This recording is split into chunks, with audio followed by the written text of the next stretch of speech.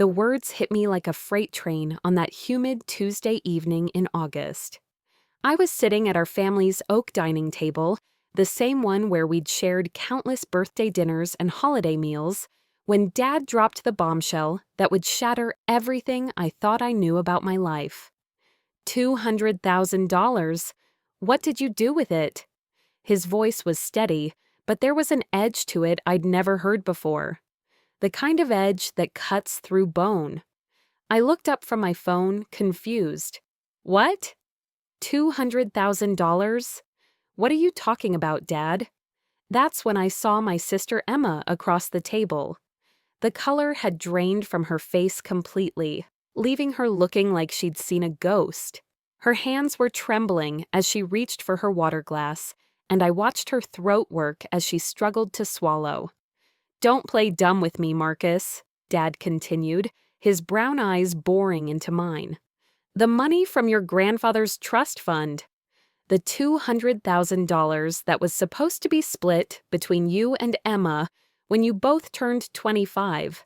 Emma got her share last year when she turned 25, but yours—" He paused, consulting a stack of papers in front of him. "Yours was withdrawn 3 months ago, in full." My heart started pounding so hard I could hear it in my ears. "Dad, I don't know what you're talking about. I never got any money. I don't even know how to access that account." Emma made a small choking sound. When I turned to look at her, she was staring at her plate like it held the secrets of the universe. A terrible understanding began to creep up my spine like ice water. "The withdrawal was made with proper identification and authorization," Dad said, spreading out bank documents across the table. "Your signature is on file, Marcus. Your social security number, your driver's license information, everything." I snatched the papers, scanning them frantically. There it was, my name, my information, what looked like my signature. But I had never seen these documents before in my life. "This is impossible," I whispered. "I never signed these. I never even knew about this money." But even as I said it, puzzle pieces were clicking together in my mind. Emma's sudden ability to make a down payment on her dream apartment in the city last spring. Her new car, the expensive one she claimed she'd gotten a great deal on. Her designer clothes, her frequent weekend trips, her casual mentions of finally having some financial breathing room. I looked at my sister, really looked at her. She was 26 to my 24, had always been the responsible one, the organized one. She'd graduated with a business degree, worked at a bank for 2 years before moving to a financial consulting firm. She knew about investment accounts and trust funds and legal documents. She would know exactly how to— "Emma!" My voice came out as barely a whisper. "Emma, look at me." She couldn't. She sat there, frozen, her breathing shallow and rapid. "Emma Catherine Morrison." I used her full name the way Mom used to when we were in trouble. "Look at me right now." When she finally raised her eyes to mine, I saw everything I needed to know. Guilt, shame, and raw terror swirled in those familiar hazel eyes that matched our mother's. "How long?" I asked. She opened her mouth, but no sound came out. Dad was looking between us now, his expression shifting from confusion to a dawning, terrible comprehension. "How long have you been planning this?" I pressed. "Marcus, She started, then broke off, her voice cracking. "Did you always know?" The question came out harder than I intended. "Did you always know you were going to steal my inheritance when I found out about it?" "It's not like that." "Then what is it like?" I slammed my hand on the table, making the water glasses jump. Because from where I'm sitting, it looks like my own sister forged my signature and stole $200,000 from me. Emma finally found her voice. "You don't understand the pressure I was under. My student loans, the rent in the city, trying to build a career." "So that gives you the right to steal from family?" "I was going to pay it back," she cried. "I had a plan. I was going to invest it and—" "When?" I shot back. "When was I supposed to find out about this money? When I turned 25? Were you just going to let me believe there was no inheritance for me?" The silence that followed was deafening. Dad cleared his throat, his voice thick with emotion. "Emma, please tell me this isn't true." Emma's composure finally cracked completely. Tears streamed down her cheeks as she buried her face in her hands. "I'm so sorry," she sobbed. "I'm so sorry. I never meant for it to go this far." But her apology felt hollow to me. This wasn't a moment of weakness or a single bad decision. This was calculated fraud that had been going on for months. She'd looked me in the eye over family dinners, asked about my struggles with college tuition, and my part-time job at the campus bookstore, all while living off money that rightfully belonged to me. The betrayal cut deeper than I'd ever imagined betrayal could cut. Over the next few weeks, the full scope of Emma's deception became clear. She'd used her position at the financial consulting firm to access information about the trust fund that I was never told existed. Grandfather had set it up before he died when I was 15, specifying that we'd each receive our portions when we turned 25, but the lawyer handling the estate had apparently sent all correspondence to Emma, assuming she'd relay information to me. She'd intercepted every letter, every notification. When her own 25th birthday came last year, she'd collected her legitimate $200,000. But then she'd seen an opportunity. With her knowledge of banking procedures and access to financial documents through her job, she'd forged the paperwork to access my portion as well. For 3 months, she'd been living a lie, spending my money while watching me stress about student loans and scraping together rent money for my tiny apartment near campus. The worst part? She was good at it. I started remembering conversations differently now. When I'd mentioned struggling to pay for textbooks, she'd listened with what I thought was sympathy, even offering to loan me small amounts here and there. $20 here, $50 there, pocket change compared to what she'd stolen, but enough to make her feel generous, I suppose. I couldn't eat. I couldn't sleep. The betrayal consumed me like a fever. But Emma's theft had been more than just financial. She'd stolen my trust in family, my sense of security, my faith that the people closest to me had my back. Every family memory now felt tainted. Had she been planning this during our mother's funeral 2 years ago? During Christmas morning gift exchanges? How long had she been looking at me and seeing not her little brother, but a mark? I tried to convince myself to let it go, to forgive and move forward. Family was supposed to be forever, right? People made mistakes, even big ones. But this wasn't a mistake. This was a choice she'd made every single day for 3 months. 2 weeks after the confrontation at dinner, I made my own choice. I contacted a lawyer. Not just any lawyer, I'd done my research. Margaret Chen was a former prosecutor who specialized in financial crimes and had a reputation for being absolutely ruthless when it came to family fraud cases.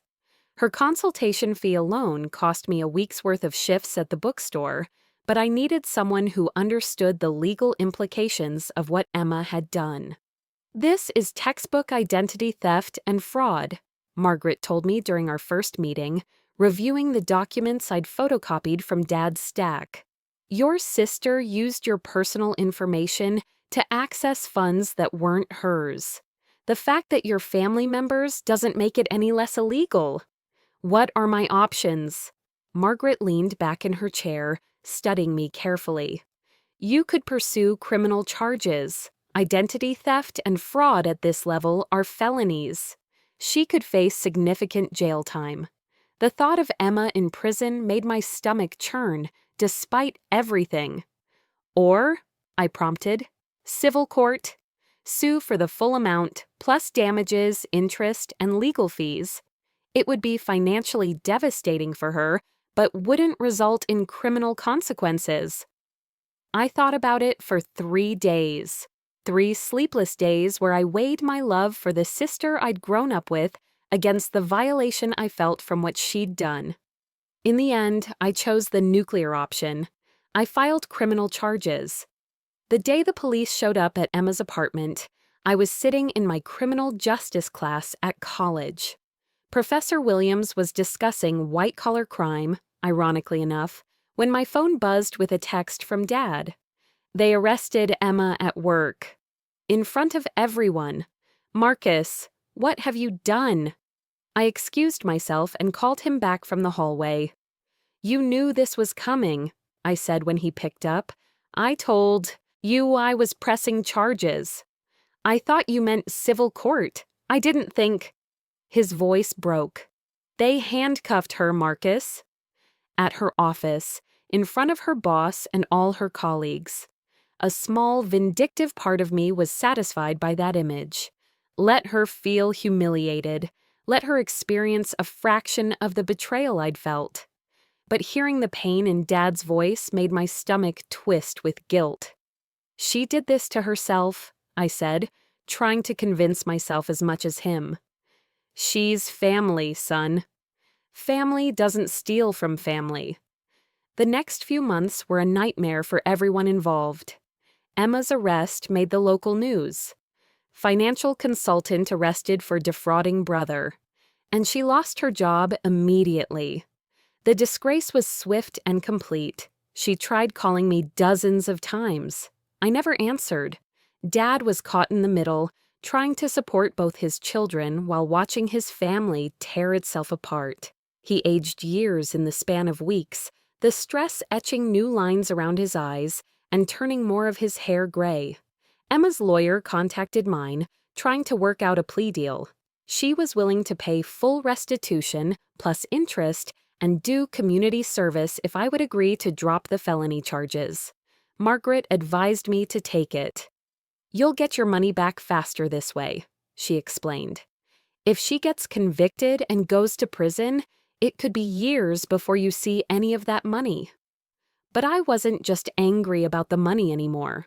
I was angry about the lies, the manipulation, the way she'd sat across from me at family dinners, knowing what she'd done. I was angry that she'd only tried to make things right after getting caught, so I said no to the plea deal. The trial was scheduled for early December, just before Christmas.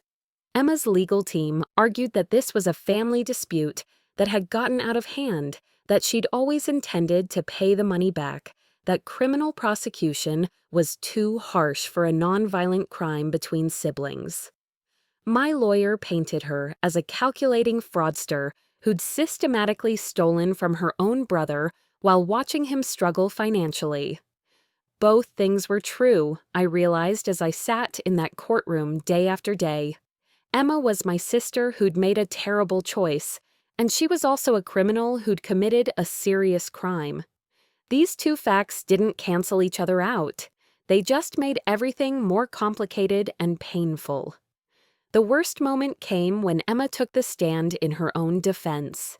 She looked directly at me for the first time since that dinner in August, tears streaming down her face as she testified about the financial pressure she'd been under, her plan to pay everything back, how sorry she was for hurting me.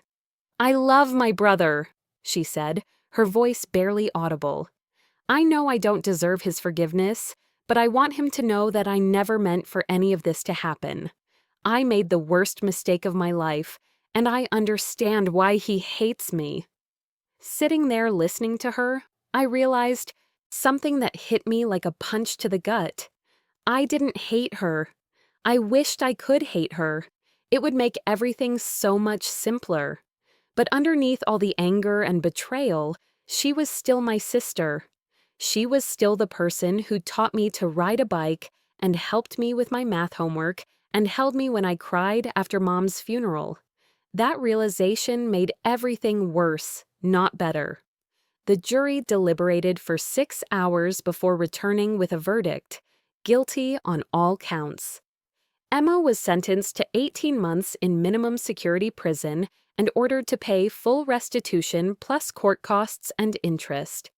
As they led her away in handcuffs, she looked back at me one more time. "I'm sorry, Marcus," she mouthed. I wanted to say something back. "I'm sorry too," or "I love you," or something that might bridge the chasm that had opened between us. But I couldn't find the words.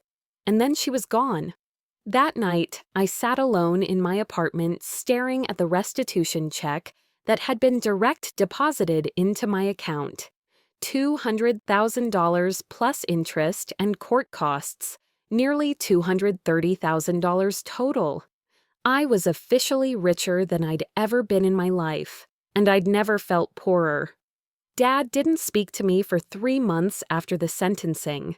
Not out of anger, exactly, but out of grief. I'd forced him to choose between his children, and even though he understood why I'd done what I'd done, part of him would never forgive me for it. The money sat untouched in my account for almost a year. I couldn't bring myself to spend it. Every time I thought about using it for tuition or moving to a better apartment, I heard Emma's voice saying, "I love my brother," and felt sick. Emma served 14 months of her sentence, getting out early for good behavior. I found out through Dad, who'd visited her every week she was incarcerated. She was living in a halfway house, working at a grocery store, trying to rebuild her life from scratch. Her conviction meant she could never work in finance again. The career she'd spent years building was over. I started having nightmares around the 1-year anniversary of her release.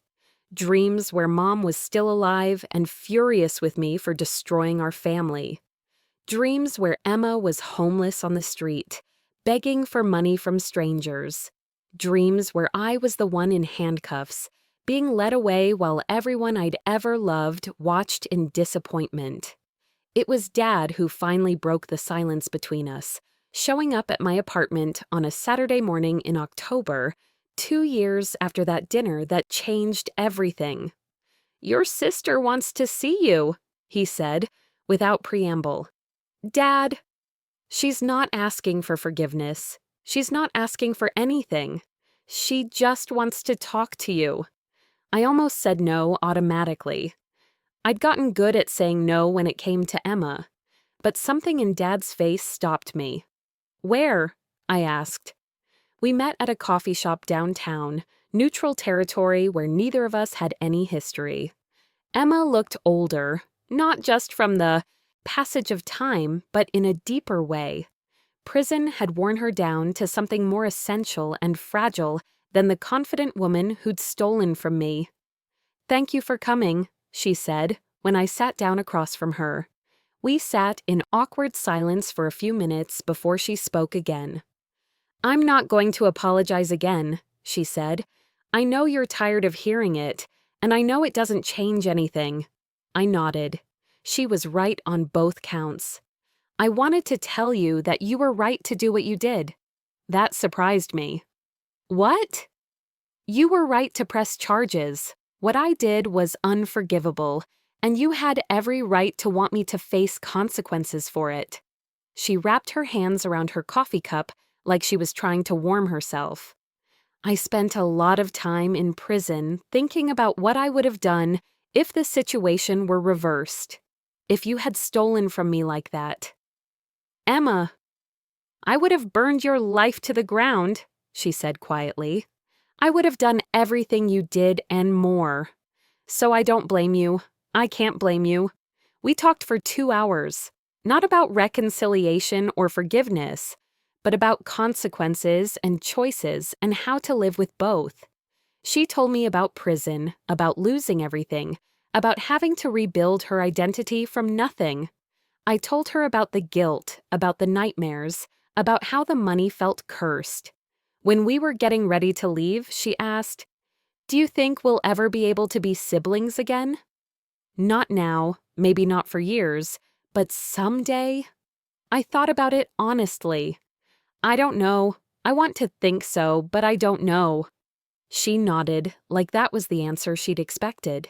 "That's fair." As I watched her walk away, I realized something. I'd gotten my revenge.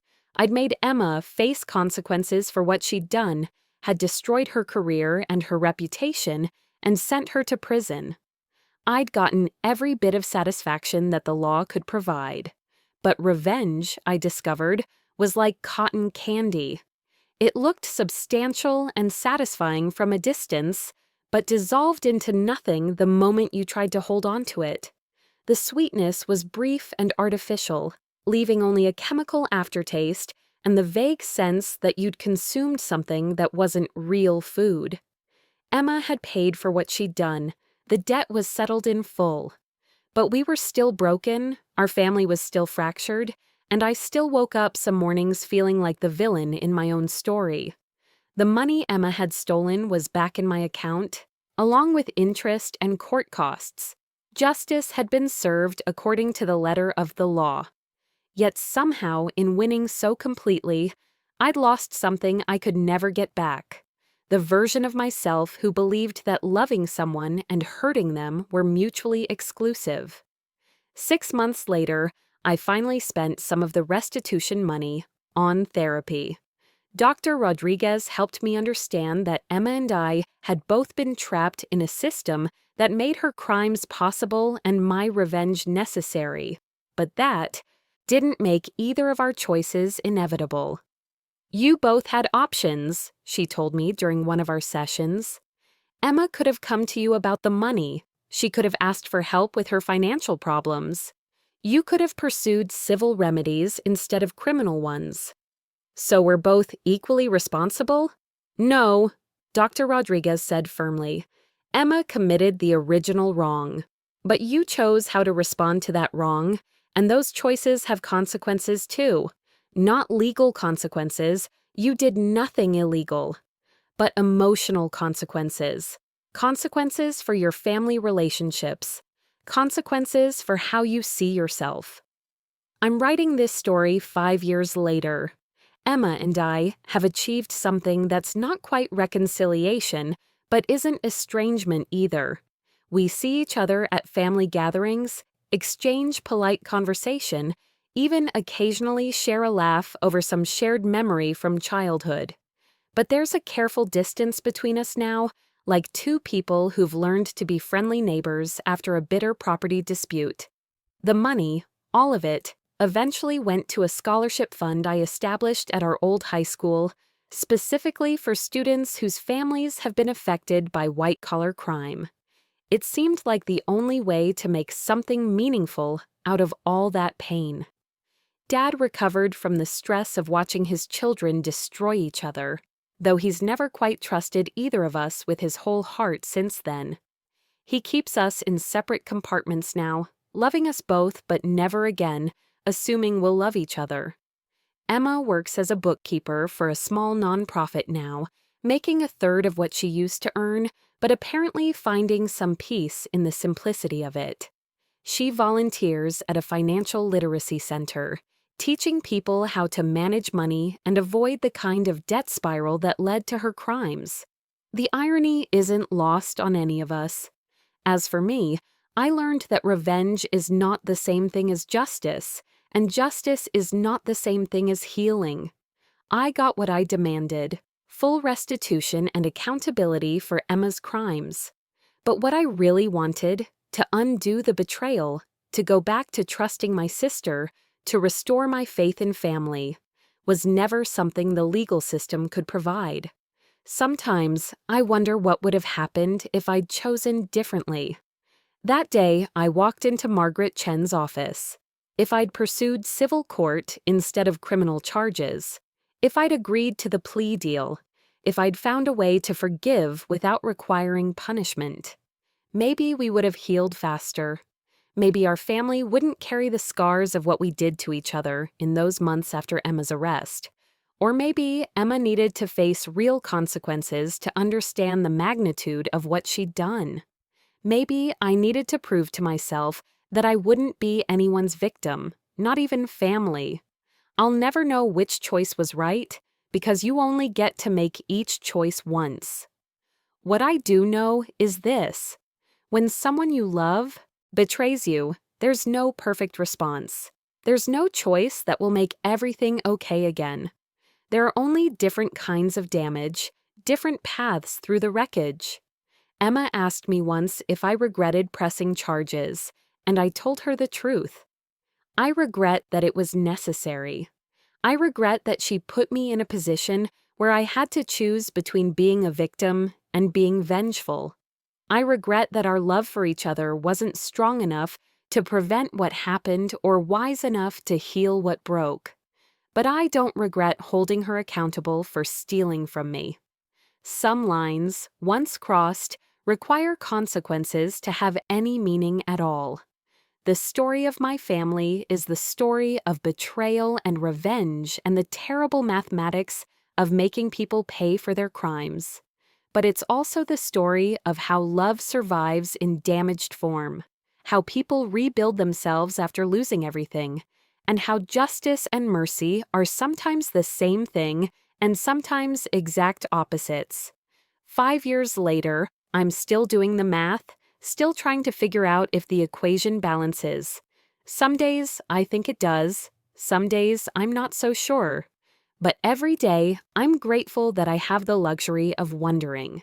That Emma served her time and rebuilt her life. That Dad found a way to love us both despite what we'd put him through. That our family found a way to exist in its new, more fragile form.